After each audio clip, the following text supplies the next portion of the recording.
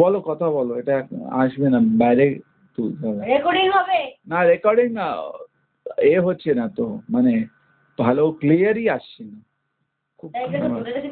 না দাঁড়াও, তুমি খুব চালাক হয়ে গেছো। আরে ওই ক্লাস আমি পাস করে এসেছি। আমাকে এত বোকা বলো না। আমার মা হাসছে, দেখো। আচ্ছা, তুমি এত ফল করতে কে নিয়ে যাবে? আরে চণ্ডী পুজো দিয়েছে না। আরে চণ্ডী পুজো এখন কি করে আমি বুঝতে পারলাম। ষষ্ঠী পুজো। ষষ্ঠী হয়, তোমরা চণ্ডী চণ্ডী করছো সময় না, আমি বললাম এই মা চণ্ডী পুজো হবে।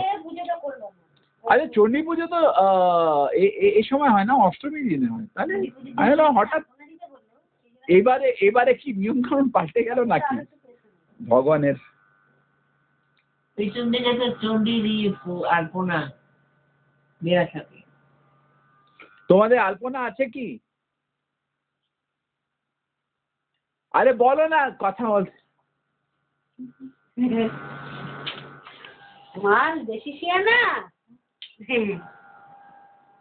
কালকে সত্যি কথা বলতে গেলে আমার তোমাকে দেখতে ভালো লাগছিল না, মনে হচ্ছিল ভীষণ তুমি দুঃখিত, ক্লান্ত ছিল, কি টেনশনে ছিলে কি জানি না। আমি বললাম এই পুতুল এত, মানে মনে হচ্ছে সত্যি, মানে একদম মানে ভীষণ একটা কষ্ট হয়ে আছে, ব্যথায় আছে। আজকে ওই ভগবান লেগেছে কেন পট করে সবাই আমরা ঢুকেছি, পট করে ওই কথাটা বলেছে যে ওরা সব বলা কওয়া করছিল আমি তোমার হাতে নাকি পয়সা এনে, পয়সা যত। কে বলছিল? এই অভয়। আরে বাবা, ও এমনি বলছে, কেউ বলছিল, ও হয়তো বানিয়ে বলছে। না বানিয়ে না, সামনের বছরেই হয়েছে এই ঘটনাটা। তোমার আরে প্রণামী টাকা হয়তো তোমাকে দিয়েছে, ওইটা বলতে চাইছে, চাঁদার টাকা নয়। না ও প্রণামী তো ওই কথাটা মানে কি যে পয়সা তুলে নিয়ে এসে বউকে দেয়।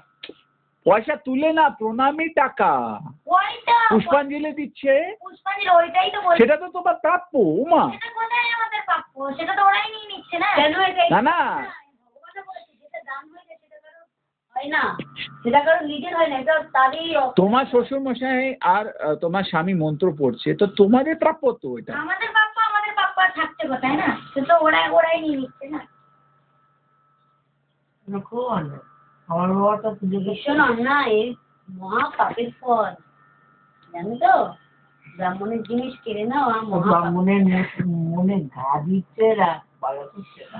তাই জন্য আমি এদের মঙ্গলও করতে চাইলে না, ভগবান করতে দিচ্ছি না। হয়ে গেছে দেখুন।